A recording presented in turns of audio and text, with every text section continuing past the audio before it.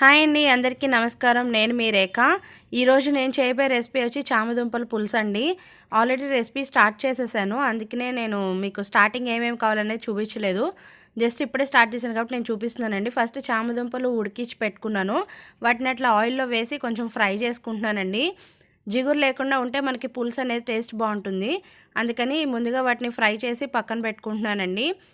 దీనికి మసాలా పేస్ట్ ఒకటి కావాలండి. ఆ మసాలాకి మనము ఒక 1 స్పూన్ శనగపప్పు అండ్ 2 స్పూన్స్ ధనియాలు, 1 స్పూన్ జీలకర్ర, ఒక 5-6 ఎండుమిర్చి, ఒక 1 స్పూన్ శనగపప్పు. ఈ రేషియోలో నేను ఆల్రెడీ అవన్నీ ఫ్రై చేసి డ్రై రోస్ట్లో ఆయిల్ లేకుండా ఫ్రై చేసుకోవాలండి. 1 స్పూన్ శనగపప్పు, 1/2 స్పూన్ మిరియాలు, 2 స్పూన్లు ధనియాలు, 1 స్పూన్ జీలకర్ర, ఒక 5-6 ఎండుమిర్చి, కొద్దిగా కరివేపాకు. ఇవన్నీ డ్రై రోస్ట్లో ఫ్రై చేసుకుని పక్కన పెట్టుకున్నానండి. అలాగే ఉల్లిపాయలు, పచ్చిమిర్చి, టమాటా అవి కూడా కట్ చేసి నేను రెడీగా పెట్టుకున్నాను. నెక్స్ట్ ప్రాసెస్ ఏంటనేది ఇప్పుడు మీకు చూపిస్తానండి. ఇప్పుడు ఇదే ఆయిల్లో నేను పోపు అనేది వేసుకుంటున్నానండి. పులుసు ఇందులోనే నేను రెడీ చేసేసుకుంటున్నాను. పులుసుకి కొంచెం ఆయిల్ ఎక్కువే పడుతుందండి, అందుకే నేను ఆ ఆయిల్ అలాగే ఉంచేసాను. కొద్దిగా ఆవాలు, అలాగే కొద్దిగా జీలకర్ర, అలాగే కసిని మెంతులు, అవి ఫ్రై అయ్యాక మనము పచ్చిమిర్చి, ఉల్లిపాయలు వేసి కొద్దిగా ఫ్రై చేసుకోవాలండి. పోపు అనేది వేగిపోయిందండి. ఇప్పుడు మనం ఆనియన్స్, పచ్చిమిర్చి ఇందులో వేసేసుకున్నాము.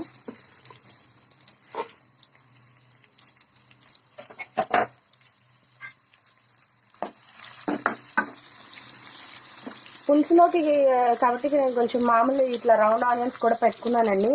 టేస్ట్ అనేది బాగుంటుంది కదా అని కొంచెం పెద్దవి, అలాగే కొద్దిగా చిన్నవి, ఇలా ఒక 2 ఆనియన్స్ నేను కట్ చేసి పెట్టుకున్నాను.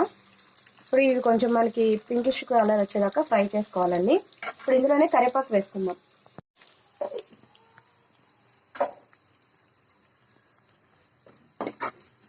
ఇప్పుడు ఇవి బ్రౌన్ కలర్ వచ్చేదాకా ఫ్రై చేసుకుందామండి.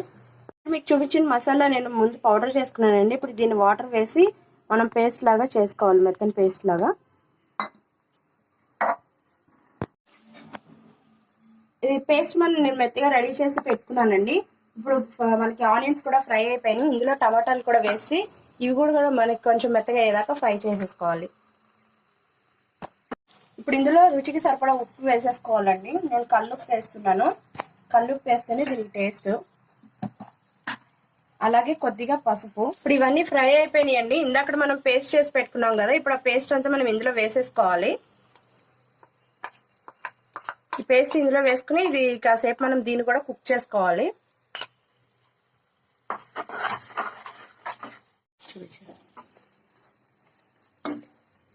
పేస్ట్ కూడా ఇప్పుడు మనకి ఇందులో ఫ్రై అయిపోయిందండి.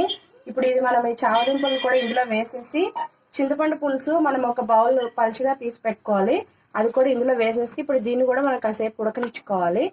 ఉడికి ఇది కొంచెం మనకి దగ్గర పడితే కనుక మనకి చామదుంపల పులుసు అనేది రెడీ అయిపోతుంది. ఇదిగోండి, మనకి ఆయిల్ అంతా ఇలా పైకి వస్తే కనుక మనకి పులుసు అనేది ఉడికిపోయినట్టేనండి. ఇప్పుడు దీన్ని ఒకసారి మనం కలుపుకుందాము.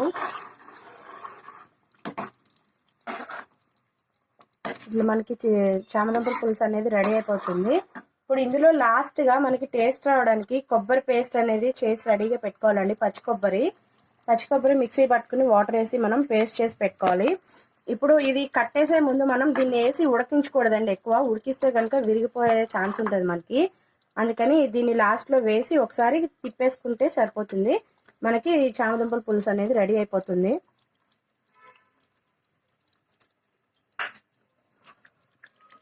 ఇది ఆఫ్ చేసేసి మనం కదుపుకోవాలండి.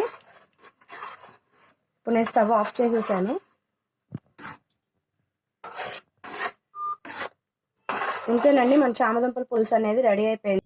Please like, share and subscribe.